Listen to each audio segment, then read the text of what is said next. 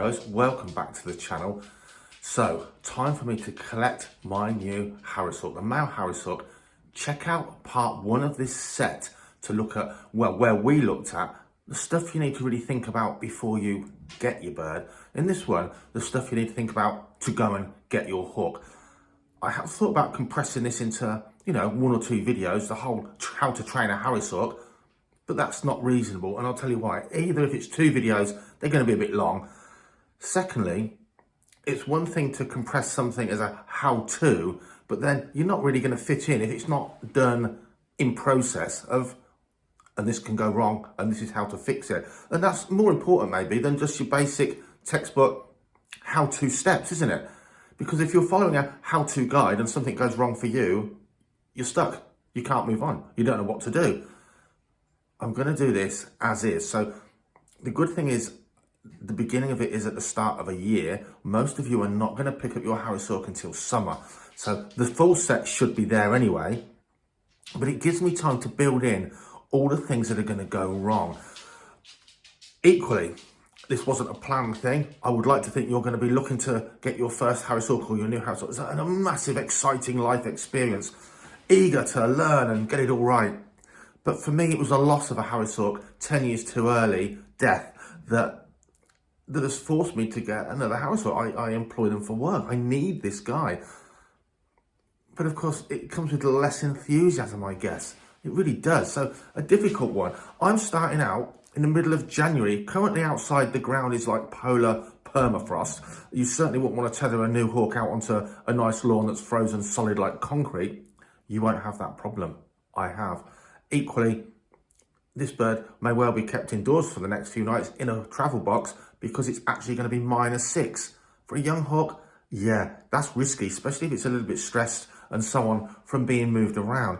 So I'm going to feed into this set where there's probably going to be significant differences and say, this is what I'm having to do because, but this is what I would expect you to do. There's no other way around that due to the time of year I'm collecting this incredibly late hatched bird. So you can leave that bird as long as you like. This guy's 16 weeks old. That's fine for me. Other people say, leave your Harris hawk for 20 weeks. Other people say, pull it out, put it in an enclosed aviary, leave it in seclusion for 6 months or a year. All of that is simply the terrifying thought that the bird may scream. Well, I can tell you now, you can have a fully hand-reared imprint hawk that's pretty much silent if done correctly. That's the big if. Like Tommy's fantastic imprinted male, most people would fail at that. They'd have a terrifyingly noisy, screaming imprint. In a home environment in suburbia, you don't want that. 16 weeks for me. The way I'm going to train this bird is going to give me as much chance as anything of still having a silent hawk. But this is all stuff to talk about in the future. Today, what do you need to collect your hawk? Talk to your breeder. Is he going to put anklets and jesses on the bird ready?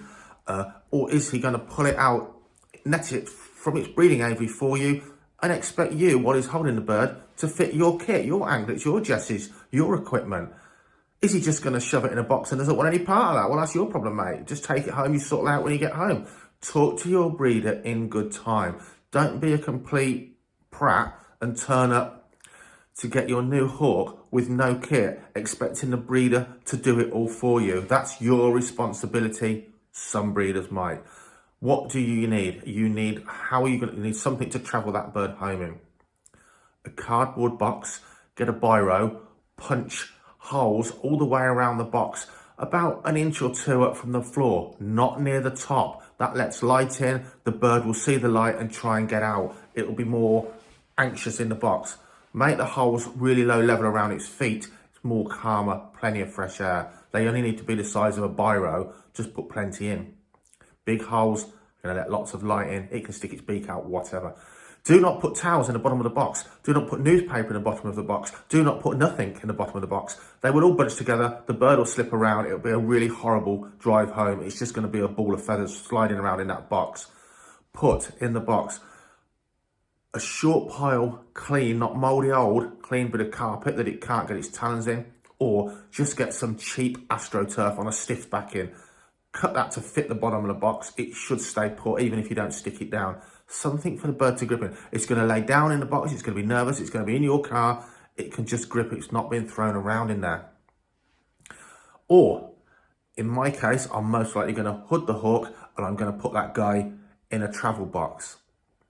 If you're putting the bird in a travel box in your car and it does sit on the perch in there hooded, put the box sideways on. Don't put it so the bird is facing forward or backwards, because if you actually watch a bird travelled like that, every time you stop and start, it's doing this massively, up and down, trying to balance. Sideways on, it can just lean into that acceleration and braking. Makes a huge difference to that bird. Have your kit ready. Look a bit like you really want this bird and look a little bit like to the breeder. You've made an effort, you've done all your research, you know what it needs. And then when you get there, discuss with the breeder what you're going to do. Will he help you kit the bird up? Will he do it for you and show you, but with your equipment? Make sure you've got the right size anklets. Get a couple of sizes if you're worried. This whole training, the way I'm going to show you the method of training this hawk, hopefully to keep it quiet and really man to everything, but without hardly any stress, is to employ the hood. If at this point you're training a second-hand bird, this set of videos is mostly for that freshly pulled young bird, your first bird or your first Harris hawk. It's also for someone that, even if they've had birds before and not hooded them, that's willing to actually make the effort. It will transform your hawk's experience. It will transform your experience of falconry. But you need that hood today, not next week when you've had the bird a while. If you haven't got the hood that fits reasonably well on the first day of training, the whole hooding thing, for most of you, will end up going out the window. You won't manage it. So ask in the UK, the hood makers here, we've got so many top craftsmen. They'll sell you a couple of hoods. You can send one back if it's completely undamaged, if it doesn't fit.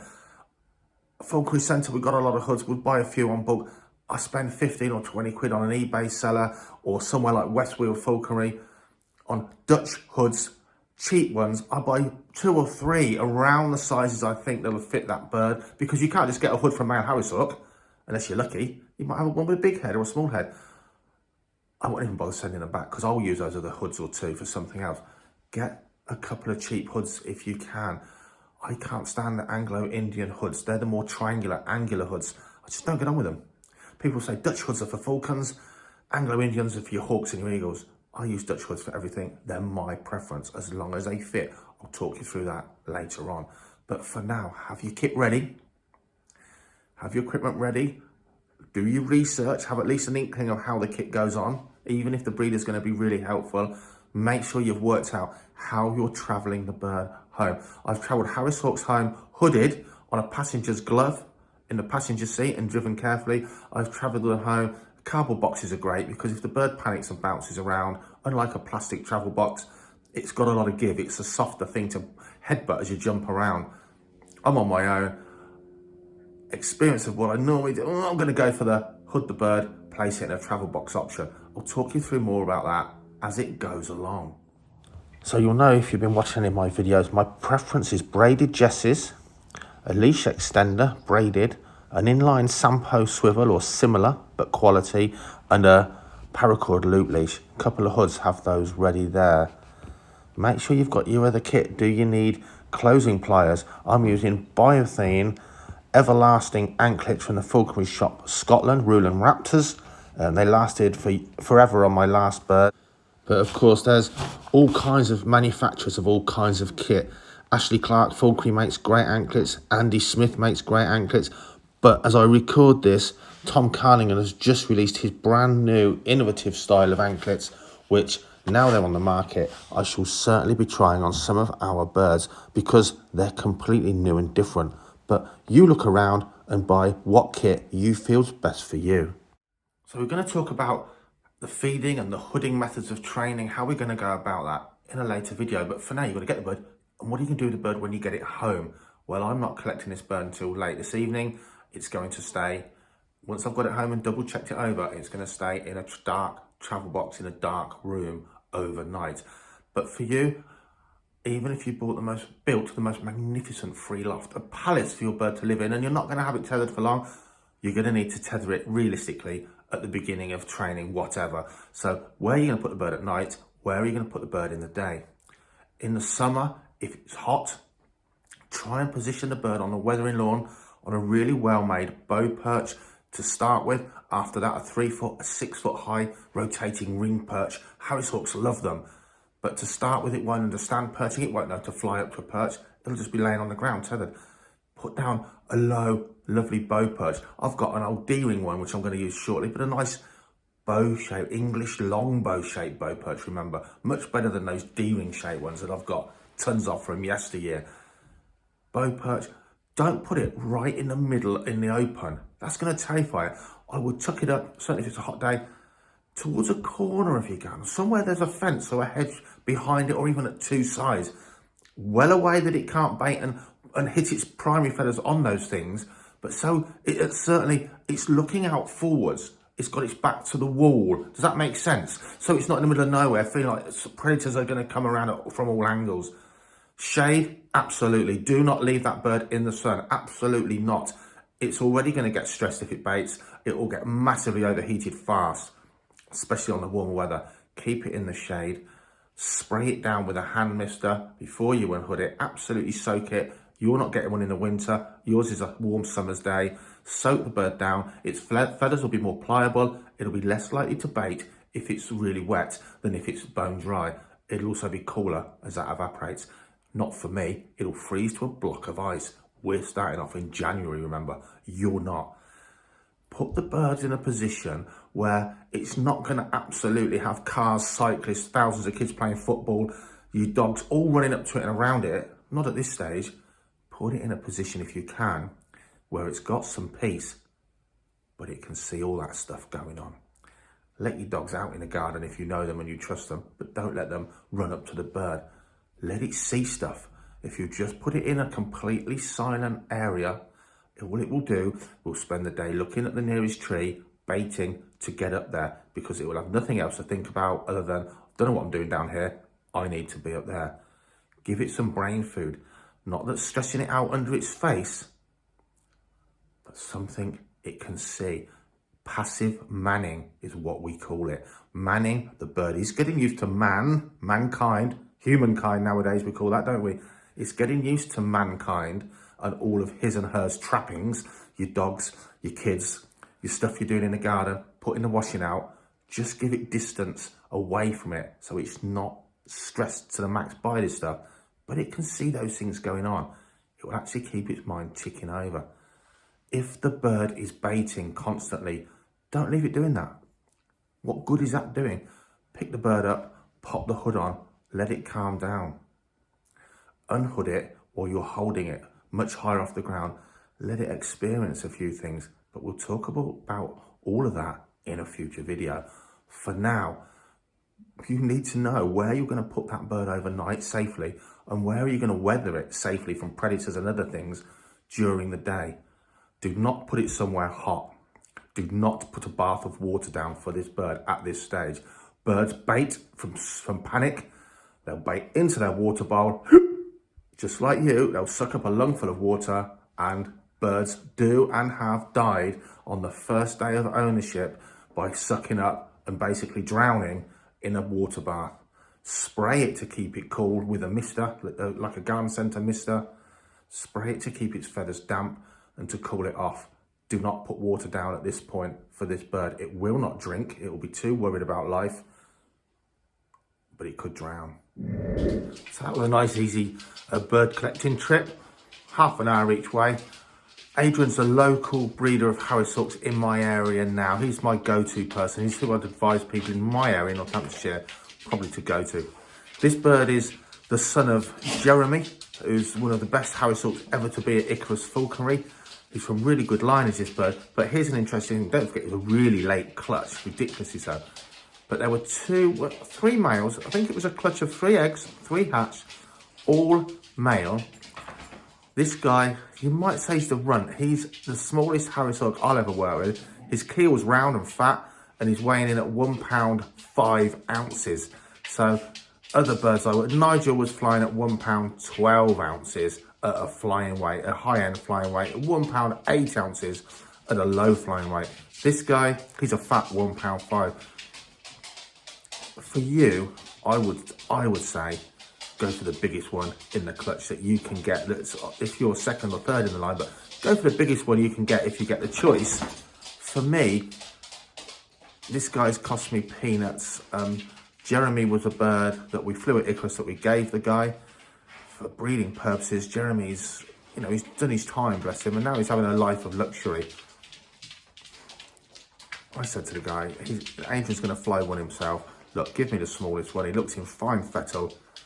You have the bigger ones. Remember, this bird, his job is to fly in school halls and that kind of thing. I don't need him to be a super fat, huge, muscle-bound hunting bird. If I was hunting with a male harrishook, I'd want the biggest one I could get for sure. But having said that, size is certainly not everything. Anyway, let's have a look at him. He's been in his travel box. It's worked out a treat. Hooded, no problem. Sat in his travel box. He's still sitting on the perch in the travel box.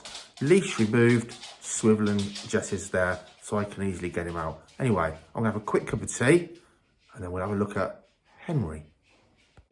So here's Henry. He's hooded. Now, cheap hood, remember? By all means, get a high quality one, but just make sure you get more than one size. This one's too big. I actually ordered a hood for a large male harrishook. Both of the hoods were for the bigger size, but it doesn't come off. So critical things with a hood, it doesn't really want to be letting light in. It doesn't want to be rubbing on their eyes. You'll see really damp spots where the eyes are, those ruddy dogs, inside the hood after some time. It doesn't want to be rubbing on the corners of the bird's mouth. So if you look at this, the gape, or the beak hole, is going to need, if we keep this hood on, it's going to need trimming out. So it's not rubbing on the lips of the bird, really. So not coming off, not rubbing on the eyes, not wearing on the lips. Bigger is better than smaller. Too tight, and it will pinch on the bird's head, rub on its eyes. You don't want that, and it'll be uncomfortable. We can work with a bit bigger rather than a little bit too small, for sure. We can then get another hood, modify the one we've got. But this one will do with a bit of modification for now. So, really late hatched bird. Remember, it's January. He's been in an aviary that's mostly covered, but look at his tail. Not particularly mucky, but not a really nice quality tail. And that's from dampness, as those feathers have come out of the waxy sheaths, for sure. We can give those a bit of a wash off, a little bit of a clean, a little bit of a hair dry, and I think they'll preen up quite nice. He's not too bad for a bird that's been reared. Oh, those dogs, Bedlington Terriers, a bird that's been hatched and reared, look at that, through the winter months. He's fine, he'll be okay. But it's the smallest harrishook I've personally ever held on my glove. Nice feet, again, give them a bit of a scrub up and a clean. We'll get him spruced up for sure, but he looks pretty good. His keel is absolutely fat. He's a very healthy bird. Now, something Adrian does, all breeders do things differently. They'll tell you why they do what they do and how they rear their birds, how they do and why. I think that makes good sense. And, you know, you pick a breeder, hopefully someone that's recommended, not just an instant sale or an impulsive thing. You've spoke to other falconers and you've gone with a breeder that's come recommended. Adrian has a good relationship with his birds. So with this pair of birds, this guy's Henry's parents, Adrian is able to go into the aviary now and again, interact with them. Gordon is such a lovely bird that they don't get scared, they don't have a go at him. And the young chicks, as they've grown up, have seen that. So they've not been frightened of humans because the parents were frightened of a human. A human hasn't become a sudden monster that suddenly appeared. And Adrian's birds are always really steady from the off, quite amazingly so. Now, you could argue that, oh, it might be more likely to scream, it might bond to humans easier. That's true, but we shall see. I'm going to take his hood off, see what he makes of the world, especially dogs. Struck the braces. You don't just undo the brace of a hood and pull the hood straight off. Always have a few second wait. Let's take it off. There he is. Look at that. Hello. So it's probably 7:30. I haven't looked at the time. He was caught up from the aviary in the dark, which also helped. It was easier for Adrian. There's a dog. And I was going to say, in that short time, he's already calm with people, much calmer than some birds I've had. That's probably the first time he's seen a dog, had a paddywhack, not even screamed at it, just watched it go by. So I'm really pleased. I'm filming it in the kitchen. By the way, our kitchen is almost the last part of our house to be renovated when we bought the house 2.5 years ago. So if it looks a shambles and it looks like it needs a lick of paint, it does.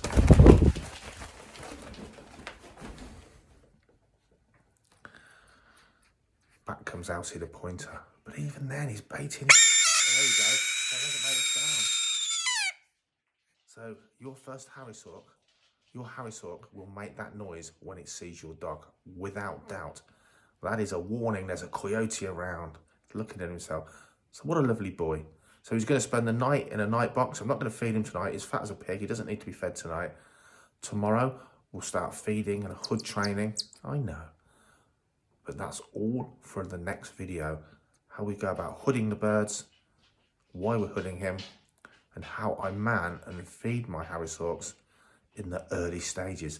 So the training for this guy and the manning will be more likely the same way I train Harris Hawks, redtails and golden eagle.